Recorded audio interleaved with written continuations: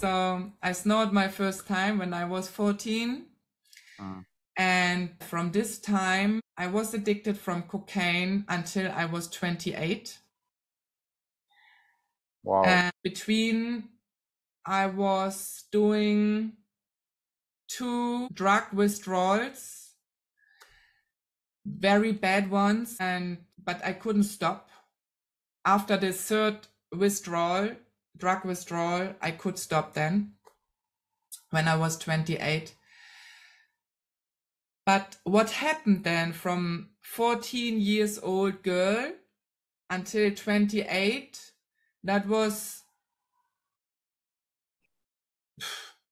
I don't know how many dimensions of darknesses, but I went through uncountable darknesses. It started like I've been several times from different men. And then one morning I woke up and it was like, I felt like life is a celebration. I woke up, I jumped out of my bed, I ran through my flat. I was like so powerful. I could feel my energy and I was dancing and I was like, yes, you know, this yes went through my body and I felt healed. I was there. I was here. I was here on earth. Suddenly I arrived with everything, what I am, who I am here. Welcome to episode 31 of the Flow Ninja podcast. In this episode, I talk to the wonderful Joyce Nassar, also known as Huna Waharina, and we have a fabulous conversation. Do be sure to check out the show notes and the description for Joyce's website, social media links, and the link to get hold of her book. And without further ado, here we go. Okay, so hello everyone. I have Joyce Nassar, Huna Waharina with me here. And just to introduce Joyce, she is a vocal sound healer medium who's also a shaman woman and consciousness guide. Joyce, welcome, welcome, welcome. Thank you.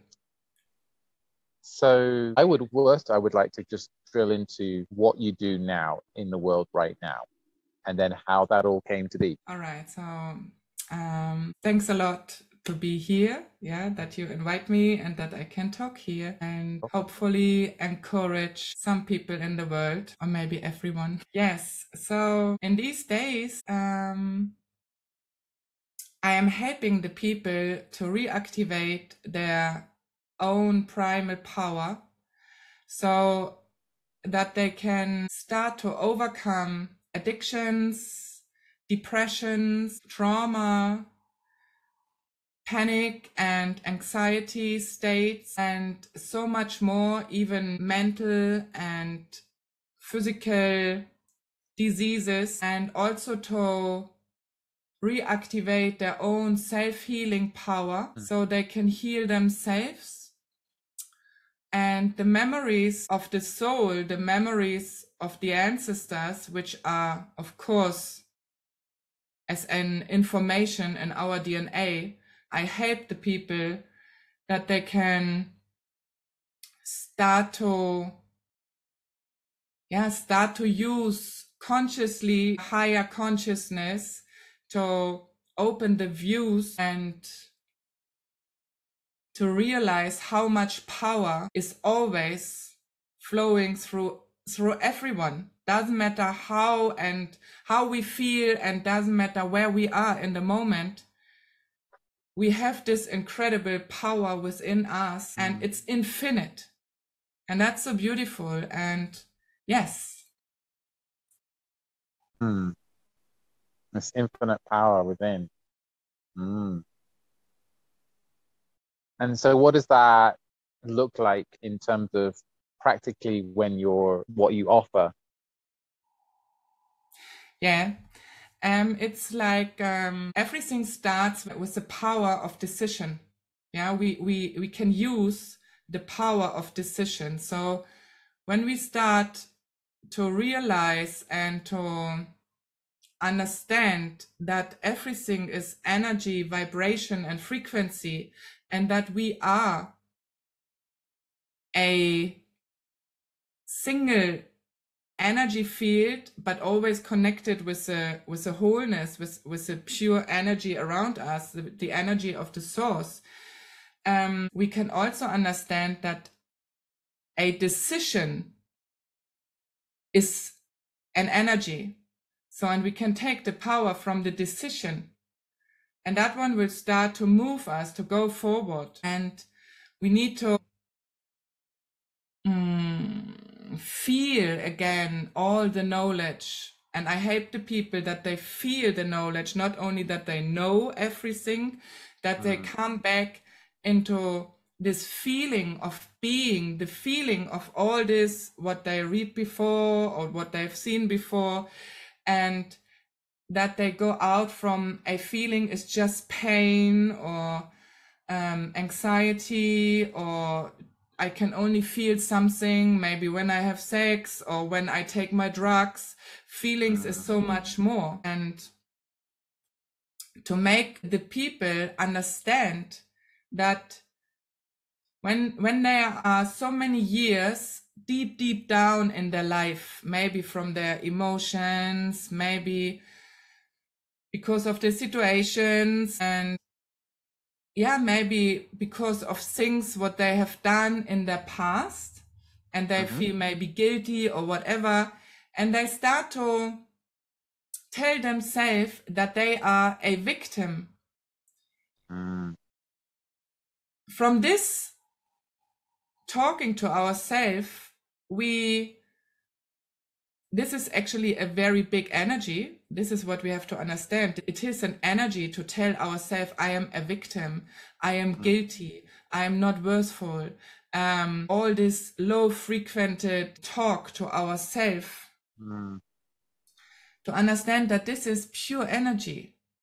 This is important to make this the people understand with a higher consciousness, to go to serve into this higher consciousness, to open ourselves that there is more. There's not only the tunnel.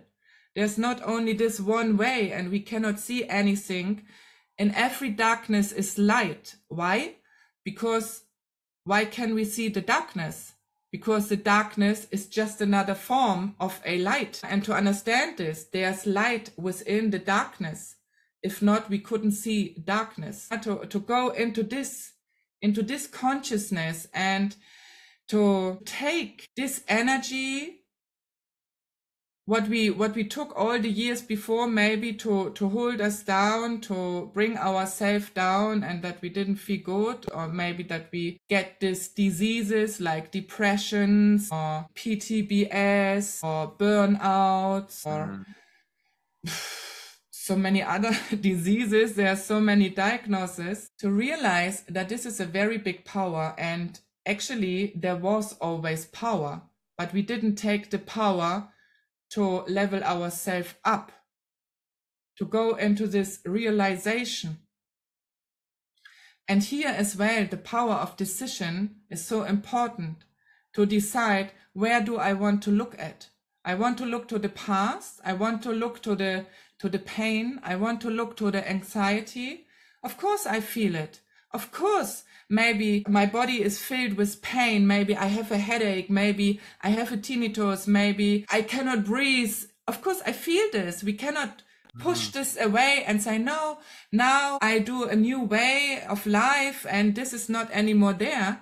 Everything is together. Everything is in a big connection with each other. And we have to understand that we can take the power of everything to go from one moment to the other moment and to start to believe in ourselves again. And this is where I bring the people to, I bring them to their individual, beautiful self, the individual, beautiful higher self with their individual, beautiful abilities, talents, and their own wisdom. Yeah, every soul brought the beauty of their own wisdom here to the world, because every soul is a detail from the source, from the one source, from the from the one consciousness, from the one light, from God, from the goddess.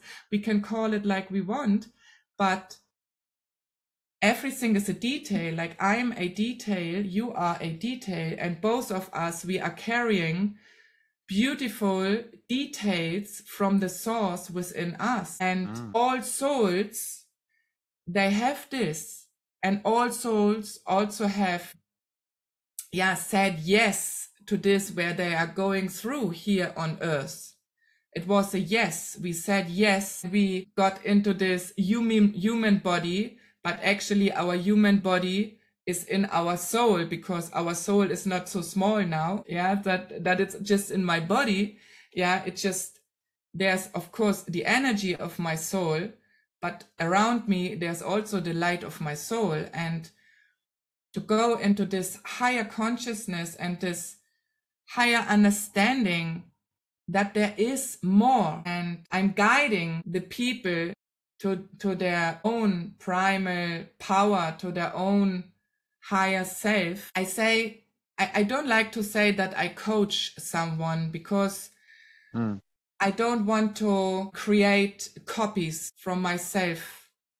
I'm bringing back the individual, the beauty of the individual. So I'm guiding the people, and this is just beautiful. Just beautiful to see what happens with the people. And when they start to feel their power, when they start to realize that there really is more, and it's not just it's no belief system, it's no concept behind it, just to feel and to realize that there is a higher consciousness, that there is a higher understanding, that there is magic in the air, that there is magic within everyone, to be a part of the journey of these beautiful souls, of these beautiful people.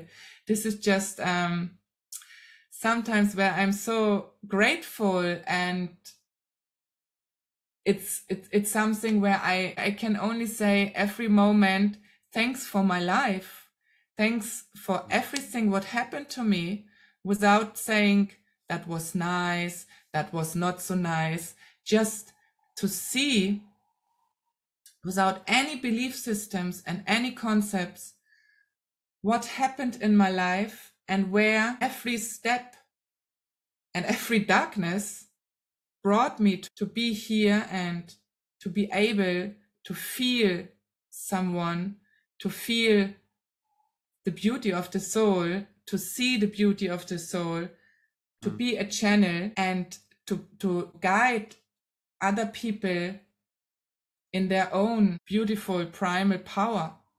And this is something what I just love, and I'm so happy that I'm able to do it. So thank you for explaining all of that. I would like to delve a bit more into what kind of life you've had, maybe what some of this darkness that you speak of has been like for you. Yes. Yeah, so before, I want to say, everyone who's watching now, I healed myself. I healed myself, and as I said, it's not about that something was nice or not nice or horrible or absolutely dramatically. It's not about this. It's about to listen to my story of my life with a higher consciousness, to open your consciousness now, to open your view, and to have in your mind that this woman went through all this, and now she's happy and she's healthy. So now I am healthy and I am happy and I am healed. So because my life is, it was absolutely incredible, actually. To make it short, because so many things happened. When I came here on earth, I've been always told that I'm guilty. I'm guilty for everything what happened to my mom. So I was guilty because she couldn't live the life what she wanted to live. I was guilty because she and my father divorced since I'm in this world. I was guilty for everything. So this is how I grew up. And it was so many years, a very deep mental abuse. Mental abuse, we can say. And as well, when I was 6 years old, from 6 until 9 years old, in my children room, I had to survive child sexual abuse. So that was for 3 years in my children room. And my mom, she saw what happened. And I don't want to excuse anything, but we have to understand everyone is only there where he is or where she is. Everyone can only react or no react because of where she or he is. You don't know the issues of the other person. It's not a excusement, but it's something what let me later understand why my mom react like this when she saw what happened in my children room, that she said, "What are you doing there?" And the man said, "I'm doing a massage." And she said, "All right, I'm preparing the dinner." And she went into the kitchen. So she couldn't do it in another way. And after I found out in my ancestor line, things like this happened several times, not only with me. It was in the female ancestor line. It was the abusement. It was keeping up the illusion. It was the knowing, but they don't want to knowing. Yeah. So like, and so I was just another part of this issue in my ancestor line from my female side, from my mom's side. So, and when these things happened to me in my children room, I was long time still very, very open. Yeah. Very strong connected with the universe, with the star nations, with all the beautiful light beings and all my guides. So I started very early to go out from my body and to travel through the dimensions, through the universe. I even have done in my children time, I have done healings to other people when they've had problems with their knees or with their back or head. It was for me the game. That was my game. Yeah, to go there. I said, "Come on, I can heal this for you." And I healed it. Yeah. Was this a kind of astrally? It was really happening. So in the physical, you meet someone and they had like a bad knee and you'd say, "Oh, okay, look, I'm going to heal you now." Yeah. Wow. Okay. And cool. That was because no one believed me when I was younger. And I built up my own universe. It was my playground to travel with my guides and to take the energy, what I knew that I have this energy, and to help other people when I was a child. And I really did help them. And I was doing as well cleansings in houses or offices. And I just knew how to do it. It was for me absolutely normal. And I enjoyed it to do this, to clear everything and to let the energy, the low frequent energy, to go out into the light again. It was a part of my playtime when I was a child. In another way, I just want to just sort of, just kind of feedback around that. But it's just, I'm so amazed by this.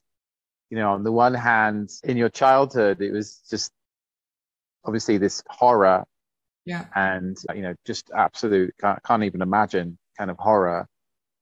And then on the other side of it, this extraordinary, incredible magic that you were giving and creating. And at the same time, it was normal for you. Like your normal as a child is so extraordinary, so, you know, out of the norm. So it's a big contrast there. Yeah, absolutely. Yeah. Yes, and in these days now, I always call this contrasts, I always call them, how do I say in English, wait, the perfect ambivalence of the universe, of the divine universe. Yeah. So we have this, and we have to be in the middle and to be aware of both sides, but to go and to walk in the middle. So, and to be always centered.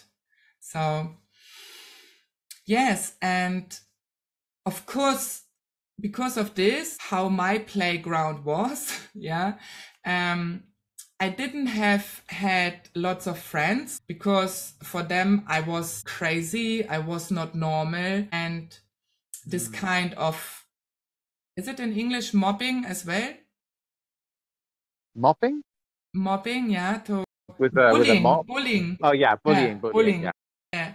So I experienced this bullying from my classmates and from other children as well. And yeah, it was like I was always alone and I was searching for love because I didn't feel love. I didn't feel love, and I didn't feel that someone appreciates me.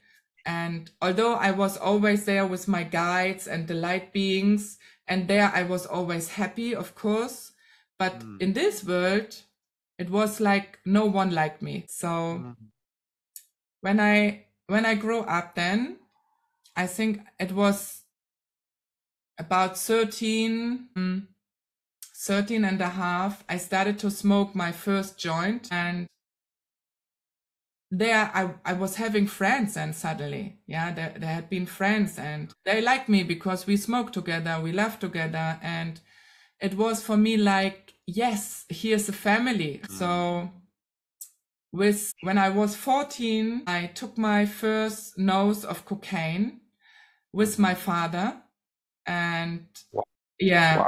I mean, because I saw him, I didn't see him for so many years.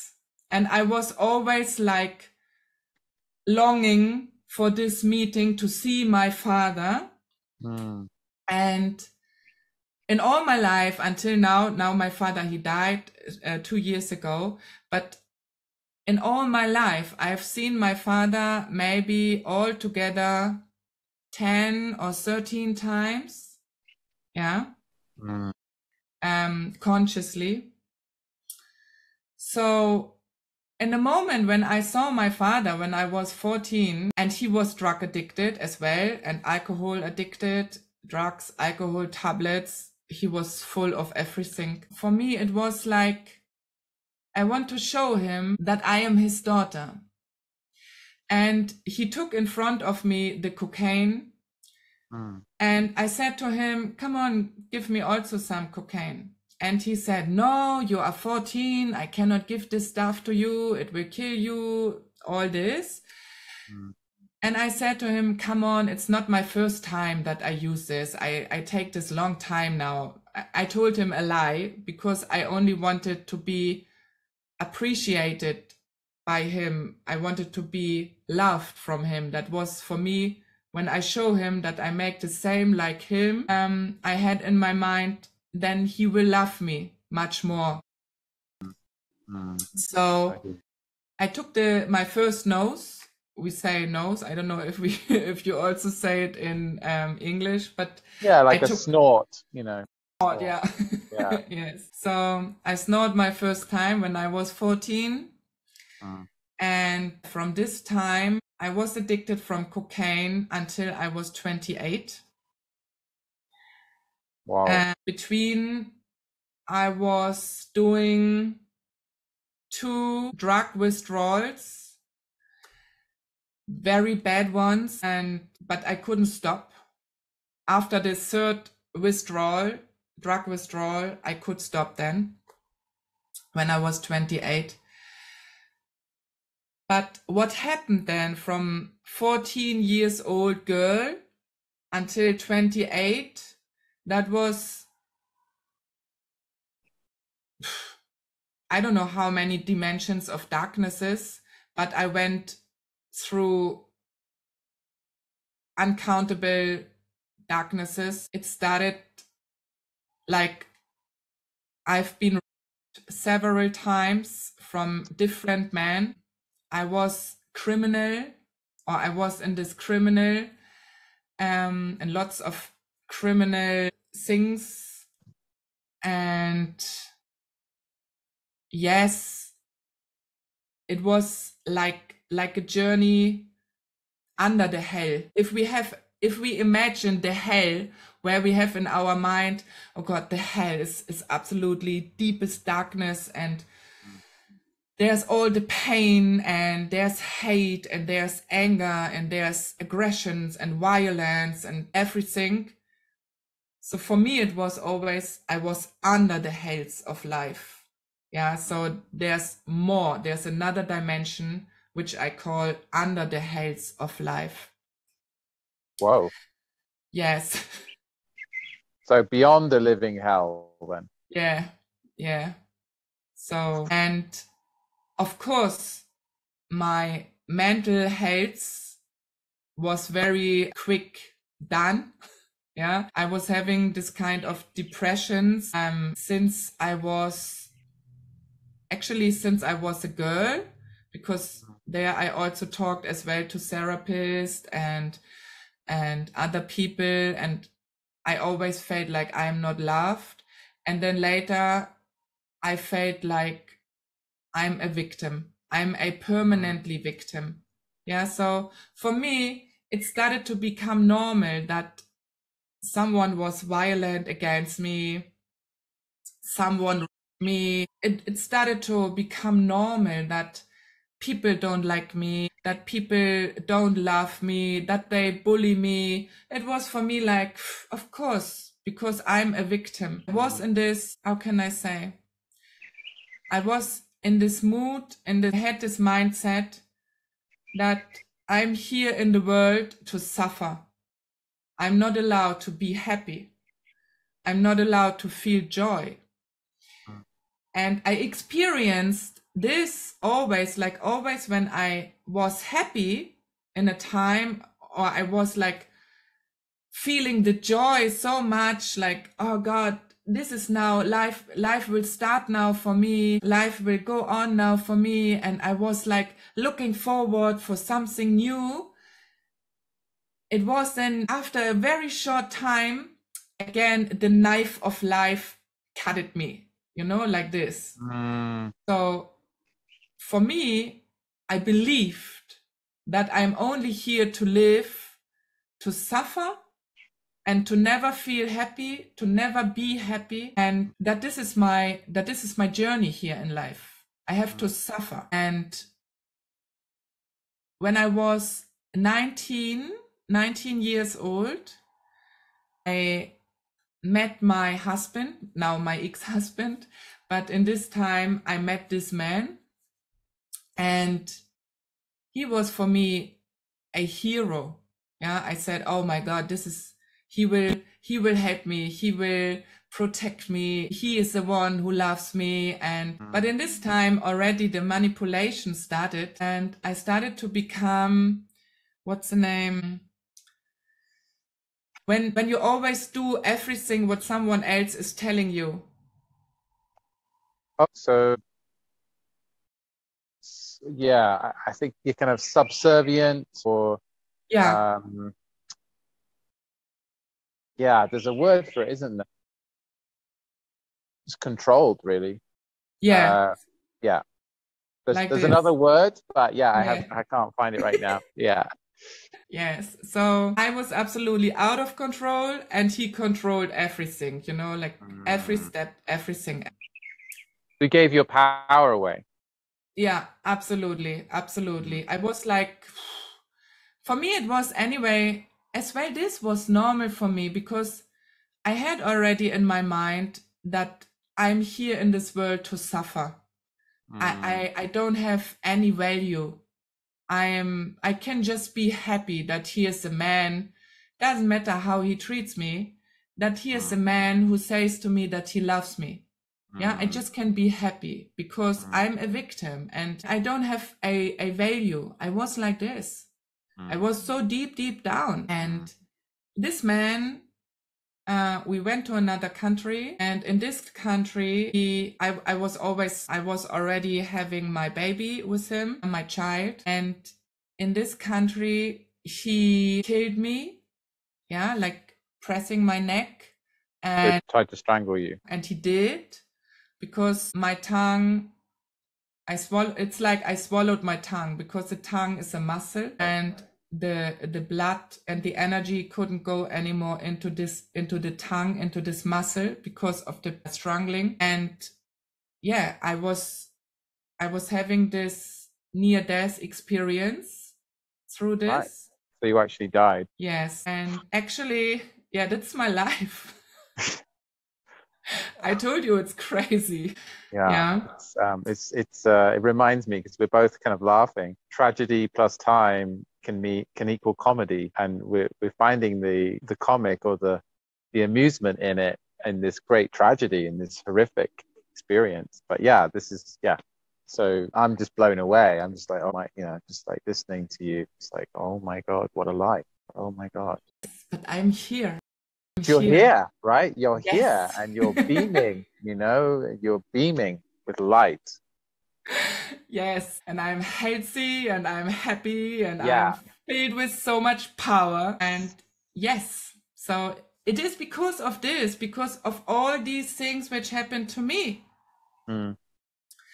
And yeah, after this near-death experience, I had to escape from abroad with my child as well. And I didn't have had any money. And then so many other things happen as well. And again, I went into the addiction. Before, I was drinking as well, alcohol as well, and not very often, but alcohol. And I was smoking a lot. I was a big smoker of cigarettes. I was smoking, I don't know how many boxes of cigarettes each day.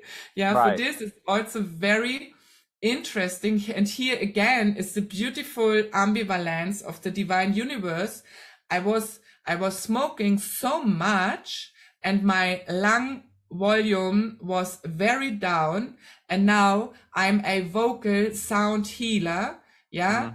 So, and from my throat chakra, you cannot believe which sounds, which tunes are flowing through my throat chakra, and how many different ancestors are singing through me. It's incredible. Wow. Yeah? Yes. It's amazing. It's incredible and beautiful. Extraordinary and beautiful. And so you were, after this your husband, was your husband? Ex-husband now. Ex-husband, who basically strangled you and basically murdered you, and you died. You had a near-death experience, and at that time you were also a chain smoking boxes and boxes of cigarettes a day, an alcoholic. Is that right? Yeah. And a drug addict as well. Yeah. Right. So there's this kind of tumultuous crescendo of horror and struggling and suffering.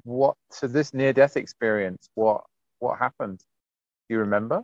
Yeah, definitely. I was talking about this in an interview here, in a German interview about my near-death experience. Yes, it was like, actually, it was not new for me what happened, because later, months or years later, I remembered what happened in my youth when I was a child. Then there I also went out of my body. I could see my body, and I started to do my journeys in the different dimensions. But this time it was different. And it was like I went out of my body, like my light, my soul, my ghost. We can call it how we want, but my energy went out of my body to the right side. Yeah. And I turned around and I saw him sitting on my chest, pressing my neck. I saw his dark eyes. This is what I will never, never, never, ever forget. When someone is absolutely in the darkness, in his own darknesses, in the darkness of the world, from, I don't know, from wherever, the eyes are becoming black. So black, so absolutely deep black eyes, which watched to my body, and all the face was like not anymore a human being. Yeah, it was just black and very dark. It's not like I want to say that there was a being through him. No, because everything is energy. This is what we have to understand. Everything is energy. So, and he also has got a long ancestor line, of course. So, and in this time, all the negativity was in one time in this person. Yeah. So this is how I can explain it for myself and how where I resonate with. So I went with my energy from my body. I saw these eyes. I saw what happened to my body, lifeless, laying down there on the floor. And then it was like, I turned around and it was like flying through a misty land. Yeah, it was everything. There was a big mist. And it was not like a tunnel, but it was very, very misty. So, and then I could see somewhere very far away, there was like a big light, which, and the mist started to open, and I could see the light. Yeah. It was like I was flying to there. And in the moment when I fly to there, I had this feeling of happiness, of being welcome, of being alive, of being appreciated. It was like everything where I was longing for here in life. I had all these feelings in the moment when I was flying there to this light. And the other thing is what I also knew in that time, because until then, I tried 2 times to kill myself. Yeah, I have altogether 3 suicide attempts. I knew in that moment when I was flying there and having these beautiful feelings of being alive, absolutely alive. When I kill myself, I wouldn't feel this. That was for me clear. When I kill myself, I will never feel this. It will be like I will always be in this mist until someone helps me. Yeah, it was so clear for me. And yes, then I was very next to the big light, and I could see my grandpa. I could see several ancestors, and they were all waiting there for me, and there was so much love, incredible love. It's a love which we cannot explain. And in that moment, when I wanted to step into the light, I could hear the voice of my, in this time, 2-year-old child, how she said to me, and she couldn't talk in this time, she was 2, but she said to me, I listened to her voice, and her voice said to me, "Mama, please no, not now, I need you." And in that moment, it was like, it was like something was holding me, really, like I couldn't move anymore into the light. And it was like I was pulled directly from this place again back into my body. Because what happened was not only the voice of my daughter, maybe she also talked to her father in another dimension. Who knows? I don't know it. But everything was in one time her father, my ex-husband, his eyes had become normal again, and he saw what he was doing there, and he tried to bring me back, to revive me, and he broke my ribs because he was pushing like this and pressing my chest. He broke 2 ribs, and then until he understood that it was my tongue which was in my neck, in my throat. Okay. Yeah. Yeah. So, and he pulled out my tongue and he held my tongue, and in that moment I could breathe again. The air came back into my body. Everything was, I know it was like, of course, everything is always in one moment. Yeah. Even when there are different situations, it's always in one moment. So my daughter talked to me. I believe that she also talked to her father, and he started to become clear again, and he could and after that he was crying a lot, and he tried to that I come back to him and whatever, but for me it was clear now, doesn't matter how, at first I have to feel my body again, feel a little bit live again, because I was so weak. There was everything out of my body. I couldn't feel my body. And the night after this near-death experience, I was always afraid that my tongue goes back again into my throat. Yeah, I was very having this fear, and yes. Yeah, that was this part. And after 5 days, my ex-husband, he understood that I don't want to come back to him. I want to divorce.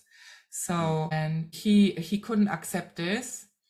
And when he went to work, before he went to work, he took my daughter, or our daughter, he took her in his arms.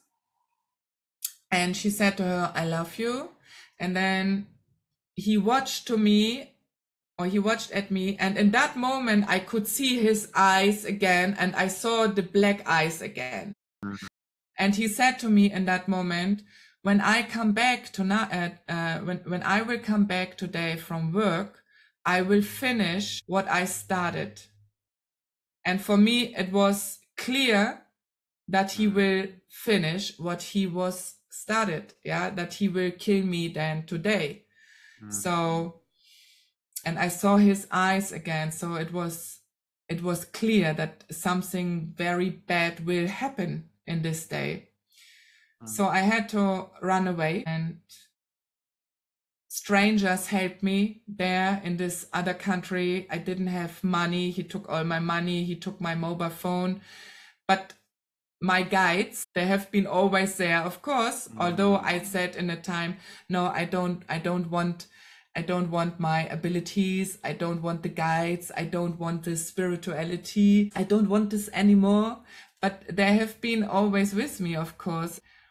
They guided me that I was hiding our passports from me and my daughter in the time when I came to this country. I was hiding our passports. So I was having the passports, and we could go from this country after 36 hours of escape.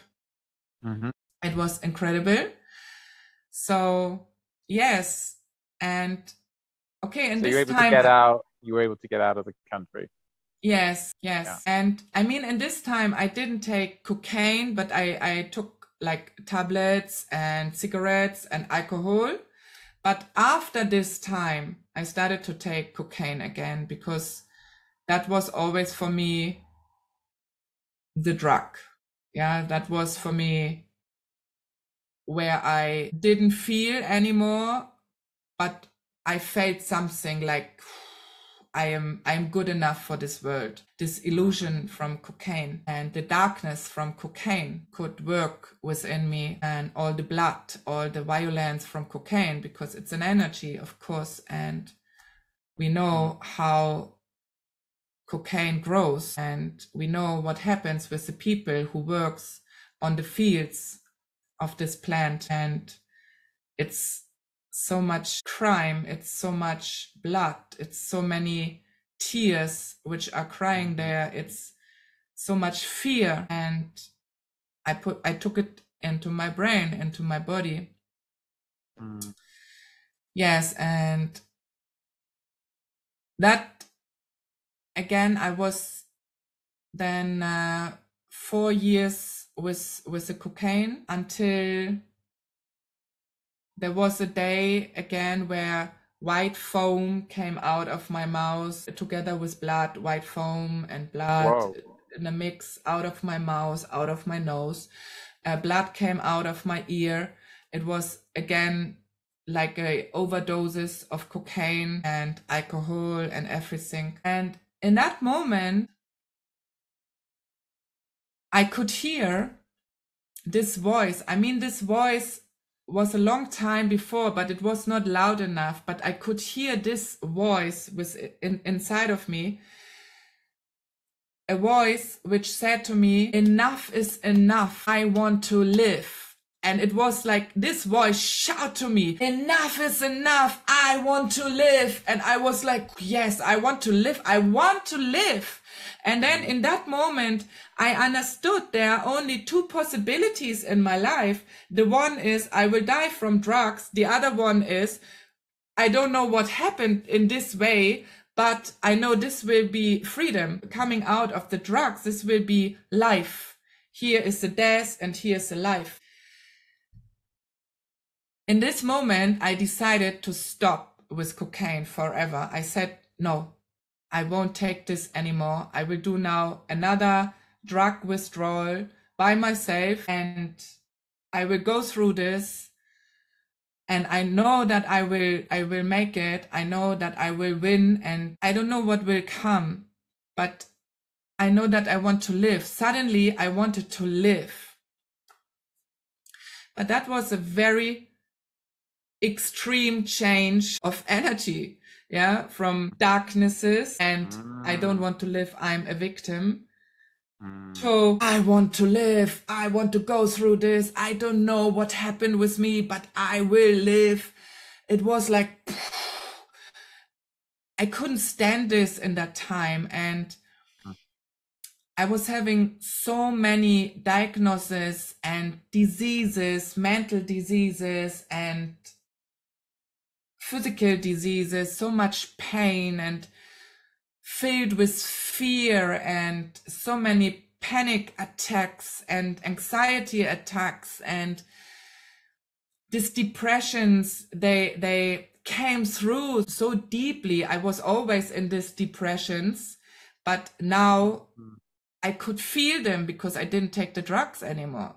I smoke a little cannabis, yes, but I also knew this is not good for me.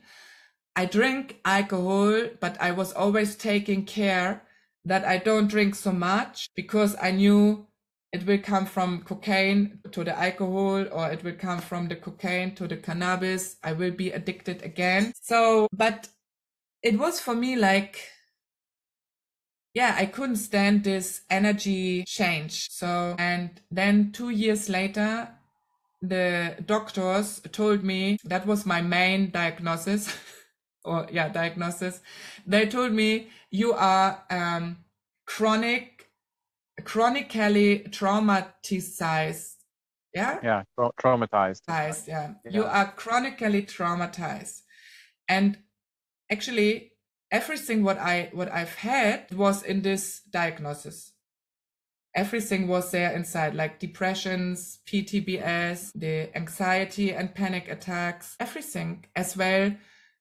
All my body diseases, the pain in my bones, so many things. And the doctors told me, yeah, well, we cannot help you, but you can learn to live with all of this. And I understood. I was 30 years old, and I am actually a mentally and physically wreck. I'm a wreck. I was like, yeah. So, and then I said to myself, I don't want this. And again, this voice was in my head. It was in my body, this voice. Enough is enough. I want to live. And I went with this voice, and I found other things than the pharma, other things than this medicine, what we know. I found my way back to myself. Started to do shamanic educations, started to do shamanic healings, and so many things. I remind myself on the time when I was a child, what I did in this time. So, and I started more and more to believe in myself. And the first 2 or 3 years, I was like flying high from spirituality. I was really like, oh, everything is love and light. No, there's no pain. There's nothing. Just speak positive. Everything is nice. Yeah. So I was really flying. Lots of people said to me, okay, we cannot be friends anymore. You are absolutely far away. I said, all right, this is the way. I was really far away. So I was living the spirituality very extreme, but this is a part of me, this extreme way. So after this 2 or 3 years, I felt like, yeah, it's everything nice. I've got a big knowledge now. I feel a lot, but I miss something. Something is there what I miss, and I'm still not absolutely healed. There are still so many issues which are holding me back sometimes, where I'm down again, maybe for 2 or 3 days, and in this depression and in the darkness and this and this. So I really created this way. I created my way of bringing body, mind, soul together consciously, to feel body, mind, soul from the center of my divine heart. And I started to observe myself. I brought everything together, all my experiences, all my realizations, all my shamanic educations, all the healings which I've learned. I healed myself and this and that. And I observed myself every minute without analyzing and without evaluate myself, yeah, and without evaluate anything, just observing. That was an incredible time, because I met myself. Definitely, I met myself. I found myself in this time. But in another way, it was so hard to go through this time alone with no one beside me, because I understood this is my way. No one can help me, but I know when I am through this way, then I can do anything what I love. Then I will be healed, then I will be healthy, and life will start. This is what I knew. I felt it. Yeah. And it happened like this. It was really 4 months. I don't know why, but it was 4 months. I went 4 months in this state of being, like observing, no analyzing, no evaluating, nothing, just observing all the time and being me, just observing, don't ask, just being me. And then one morning I woke up, and it was like, I felt like life is a celebration. I woke up, I jumped out of my bed, I ran through my flat. I was like so powerful. I could feel my energy, and I was dancing, and I was like, yes, this yes went through my body, and I felt healed. I was there. I was here. I was here on earth. Suddenly I arrived with everything, what I am, who I am here. So that was a big moment of celebration in my life, the biggest celebration until then what I've ever had. And yeah, from that day, I started to heal other people, not only by doing the healings with my hand or with energy transferring. However, I started to do the work of consciousness, because I understood with everything what happened to me, I will be able to encourage other people. I will be able to feel other people. You can go and check out Joyce Nassar, Huna Waharina's work on Instagram under that name and Facebook. And also she has a wonderful book out now called Darkness and Hope, which you can get on various platforms. I think it's published with Indigo, also on Amazon. So do go and check her out. An amazing woman. Unfortunately, the rest of the recording got kind of cut off there due to the internet dropping out where I was in Guatemala. So that concludes the interview. I hope you enjoyed this wonderful conversation with Joyce Nassar, Huna Waharina, and do please like, comment, and of course follow, subscribe if that resonates for you, for more interviews and interesting, inspiring, consciousness expanding and activating content. Thank you so much. I appreciate your listening, your views. Keep expanding, keep growing. You're amazing. You've got this. Thank you so much again for listening. I really genuinely appreciate you. I'm grateful for you. So share your light with the world. It's needed right now. Blessings your way. And if you'd like more clarity in your life, then please feel free to use the link in the comments to book yourself a call with me, Jody Dean, for a 360-degree view of your life, where you're currently at, and to activate that higher timeline, that highest evolutionary timeline for yourself, where you are the most fulfilled, purpose-driven, happy, possible you in the future that you can be, and you're kind of we'll be anchoring that in. So that's it from me. Take care. Have a wonderful day.